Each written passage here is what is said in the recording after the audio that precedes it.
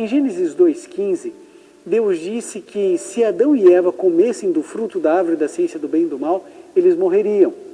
Em Gênesis 3,4, Satanás disse que eles não morreriam. A pergunta é, em quem você acredita? A característica da colocação das suas palavras nessa pergunta me leva lamentavelmente a acreditar em duas terríveis hipóteses. Uma delas é que o Senhor deva ter o coração cheio de maldades e que esteja disfarçado de bom samaritano. A outra é que o Senhor realmente não sabe interpretar a Bíblia, sem as amarras da ignorância, mas deveria, já que é um pastor.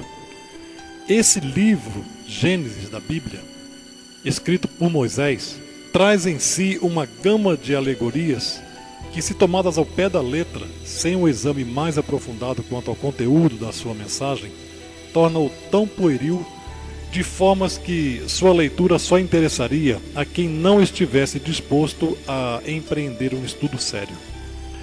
O Espiritismo não rejeita a concepção da Gênese da Bíblia, procura explicá-la.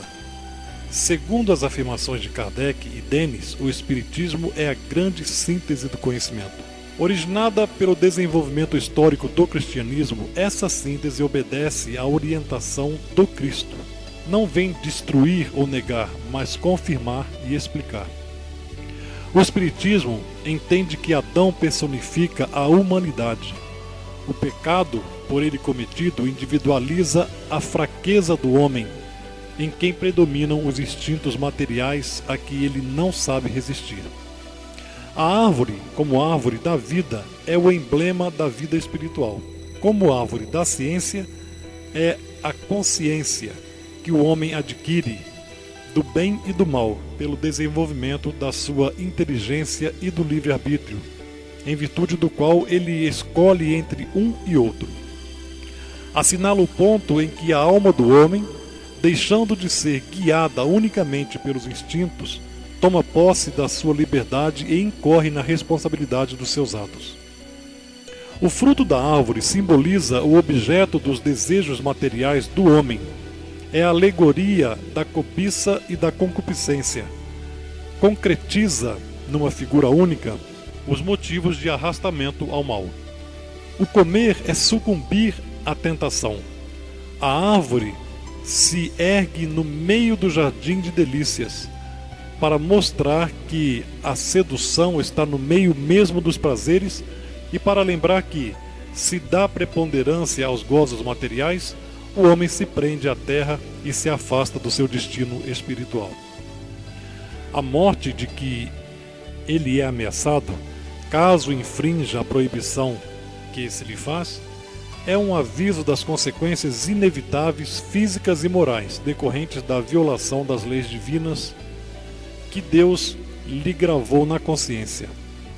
É por demais evidente que aqui não se trata da morte corporal, pois que, depois de cometida a falta, Adão ainda viveu longo tempo, mas sim da morte espiritual, ou por outras palavras, da perda figurada pela sua expulsão do jardim de delícias. A serpente está longe hoje de ser tida como tipo de astúcia. Ela, pois, entra aqui mais pela sua forma do que pelo seu caráter. Como alusão à perfídia dos maus conselhos, que se insinuam como a serpente e da qual, por essa razão, o homem muitas vezes não desconfia. Ao demais, se a serpente, por haver enganado a mulher, é que foi condenada a andar de rojo sobre o seu ventre, deve-se-á deduzir que antes esse animal tinha pernas, mas neste caso não era a serpente. Por que então se há de impor a fé ingênua e crédula das crianças como verdades, tão evidentes alegorias, com o que, falseando-se-lhes o juízo, se faz que mais tarde venham a considerar a Bíblia um tecido de fábulas absurdas? A passagem que diz: o Senhor passeava pelo jardim à tarde, quando se levanta vento brando, é uma imagem ingênua e um tanto pueril, que a crítica não deixou de assinalar. Mas nada tem que surpreenda se nos reportarmos à ideia que os hebreus nos tempos primitivos faziam de Deus. Para aquelas inteligências frustas, incapazes de conhecer abstrações, Deus havia de ter uma forma concreta e eles tudo referiam à humanidade como o único ponto que conheciam. Moisés, por isso, lhes falava como a crianças por meio de imagens sensíveis. Mais tarde, os homens despojaram da forma a ideia, no sentido moral dos contos com que a acalentaram. Deve-se, portanto, considerar essa passagem como uma alegoria, figurando a divindade a vigiar em pessoa os objetos da sua criação. Se o pecado de Adão constituiu em ter comido um fruto, ele não poderia incontestavelmente, pela sua natureza quase pueril, justificar o rigor com que foi punido. Não se poderia tampouco admitir racionalmente que o fato seja qual geralmente o supõe. Se o fosse, teríamos Deus considerando o irremessível crime a condenar a sua própria obra, pois que ele criara o homem para a propagação. Se Adão houvesse entendido assim a proibição de tocar no fruto da árvore, e com ela se houvesse conformado escrupulosamente, onde estaria a humanidade e que teria sido feito dos desígnios do Criador? Deus não criara Adão e Eva para ficarem sós na terra. A prova disso está nas próprias palavras que lhes dirige logo depois de os ter formado, quando eles estavam ainda no paraíso terrestre. Deus os abençoou e lhes disse: crescei e multiplicai-vos, enchei a terra e submetei-a ao vosso domínio. Gênesis 1:28. Uma vez que a multiplicação era lei já no paraíso terrestre, a expulsão deles dali não pode ter tido como causa o fato suposto. O que deu crédito a essa suposição foi o sentimento de vergonha que Adão e Eva manifestaram ante ao olhar de Deus e que os levou a se ocultarem. Mas essa própria vergonha é uma figura por comparação. Simboliza a confusão que todo culpado experimenta em presença de quem foi por ele ofendido. Qual então, em definitiva, a falta tão grande que mereceu acarretar a reprovação perpétua de todos os descendentes daquele que a cometeu? Caim, o fratricida, não foi tratado tão severamente. Nenhum teólogo a pôde definir logicamente, porque todos, apegados à letra, giraram dentro de um círculo vicioso. Sabemos hoje que essa falta não é um ato isolado, pessoal, de um indivíduo, mas que compreende, sob um único fato alegórico, o conjunto das prevaricações de que a humanidade da Terra, ainda imperfeita, pode tornar-se culpada e que resume nisto: infração da lei de Deus. Eis porque o pecado do primeiro homem, encabeçando a humanidade, tem por símbolo um ato de desobediência. Dizendo a Adão que ele tiraria da terra a alimentação com o suor do seu rosto, Deus simboliza a obrigação do trabalho. Mas por que fez do trabalho uma punição? Que seria da inteligência do homem se ele não a desenvolvesse pelo trabalho? Que seria da terra se não fosse fecundada, transformada, saneada pelo trabalho inteligente do homem? Lá está dito, Gênesis 2, 5, 7. O Senhor Deus ainda não havia feito chover sobre a terra e não havia nela homens que a cultivassem. O Senhor formou então do limo da terra o homem. Essas palavras, aproximadas destas outras, enchei a terra, provam que o homem, desde a sua origem, estava destinado a ocupar toda a terra e a cultivá-la. Assim como, ao demais, que o paraíso não era um lugar circunscrito a um canto do globo. Se a cultura da terra houvesse de ser uma consequência da falta cometida por Adão, seguir-se-ia que, se Adão não tivesse pecado, a terra permaneceria inculta e os desígnios de Deus não se teriam cumprido. Porque disse ele à mulher que, em consequência de haver cometido a falta, daria à luz entre dores? Como pode a dor do parto ser um castigo quando é um efeito do organismo e quando está provado fisiologicamente que é uma necessidade? Como pode ser punição uma coisa que se produz segundo as leis da natureza? É o que os teólogos absolutamente ainda não explicaram e que não poderão explicar enquanto não abandonarem o ponto de vista em que se colocaram.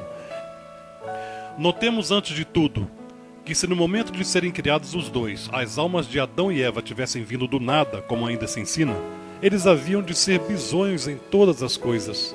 Haviam, pois, de ignorar o que é morrer. Estando sós na terra como estavam, enquanto viveram no paraíso, não tinham assistido à morte de ninguém. Como então teriam podido compreender em que consistia a ameaça de morte que Deus lhes fazia? Como teria Eva podido compreender que parir com dor seria uma punição, visto que, tendo acabado de nascer para a vida, ela jamais tivera filhos e era a única mulher existente no mundo? Nenhum sentido, portanto, devia ter para Adão e Eva as palavras de Deus. Mal surgidos do nada, eles não podiam compreender nem o Criador, nem o motivo da proibição que lhes era feita. Sem nenhuma experiência das condições da vida, pecaram como crianças que agem sem discernimento, o que ainda mais incompreensível torna a terrível responsabilidade que Deus fez pesar sobre eles e sobre a humanidade inteira. Entretanto, o que constitui para a teologia um beco sem saída, o Espiritismo o explica sem dificuldade e de maneira racional, pela anterioridade da alma e pela pluralidade das existências, lei sem a qual tudo é mistério e anomalia na vida do homem. Com efeito, admitamos que Adão e Eva já tivessem vivido e tudo logo se justifica. Deus não lhes fala como a crianças, mas como a seres em estado de o compreenderem e que o compreendem. Prova evidente de que ambos trazem aquisições anteriormente realizadas. Admitamos ao demais que hajam vivido em um mundo mais adiantado e menos material do que o nosso, onde o trabalho do espírito substitua o do corpo, que por se haverem rebelado contra a lei de Deus, figurada na desobediência, tenham sido afastados de lá e exilados, por punição para a terra, onde o homem, pela natureza do globo, é constrangido a um trabalho corporal, e reconheceremos que a Deus assistia razão para lhes dizer: no mundo onde daqui em diante ides viver, cultivareis a terra, e dela tirareis o alimento com o suor da vossa fronte. E à mulher darás à luz entre dores, porque tal é a condição desse mundo. O paraíso terrestre, cujos vestígios têm sido inutilmente procurados na terra, era, por conseguinte, a figura do mundo ditoso onde vivera Adão, ou antes, a raça dos espíritos que ele personifica. A expulsão do paraíso marca o momento em que esses espíritos vieram encarnar entre os habitantes do mundo terráqueo. O anjo que, empunhando uma espada flamejante, veda a entrada do paraíso, simboliza a impossibilidade em que se acham os espíritos dos mundos inferiores de penetrar nos mundos superiores antes que o mereçam pela sua depuração. Se nos apegarmos à letra da Gênesis, eis as consequências a que chegaremos. Adão e Eva estavam sós no mundo. Depois de expulsos do paraíso terrestre, só posteriormente tiveram os dois filhos, Caim e Abel. Ora, tendo-se Caim retirado para outra região depois de haver assassinado o irmão, não tornou a ver seus pais, que de novo ficaram isolados. Só muito mais tarde, na idade de 130 anos, foi que Adão teve um terceiro filho, que se chamou Sete. Depois de cujo nascimento, ele ainda viveu, segundo a genealogia bíblica, 800 anos. E teve mais filhos e filhas. Quando, pois, Caim foi estabelecer-se a leste do Éden, somente havia na terra 3 pessoas: seu pai, sua mãe e ele, sozinho, de seu lado. Entretanto, Caim teve mulher e um filho. Que mulher podia ser essa? E onde pudera ele desposá-la? O texto hebreu diz: ele estava construindo uma cidade e não ele construiu, o que indica uma ação presente e não ulterior. Mas uma cidade pressupõe a existência de habitantes, visto não ser de presumir que Caim a fizesse para si, sua mulher e seu filho, nem que a pudesse edificar sozinho. Dessa própria narrativa, portanto, se tem de inferir que a região era povoada. Ora, não podia sê-los pelos descendentes de Adão, que então se reduzia a um só, Caim. Aliás, a presença de outros habitantes ressalta igualmente destas palavras de Caim: serei fugitivo e vagabundo, e quem quer que me encontre matar-me-á. e dá a resposta que Deus lhe deu. Quem poderia ele temer que o matasse, e que utilidade teria o sinal que Deus lhe pôs para preservá-lo de ser morto, uma vez que a ninguém ele iria encontrar? Ora, se havia na terra outros homens, afora a família de Adão, é que esses homens aí estavam antes dele, donde se deduz que Adão não é nem o primeiro, nem o único pai do gênero humano. Agora voltemos à sua quarta pergunta, pastor, e deixemos que a sua própria consciência lhe diga se ela não é uma pergunta aivada de maldade e de falta de respeito para com os espíritas. Em Gênesis 2:15, Deus disse que se Adão e Eva comessem o fruto da árvore da ciência do bem e do mal, eles morreriam.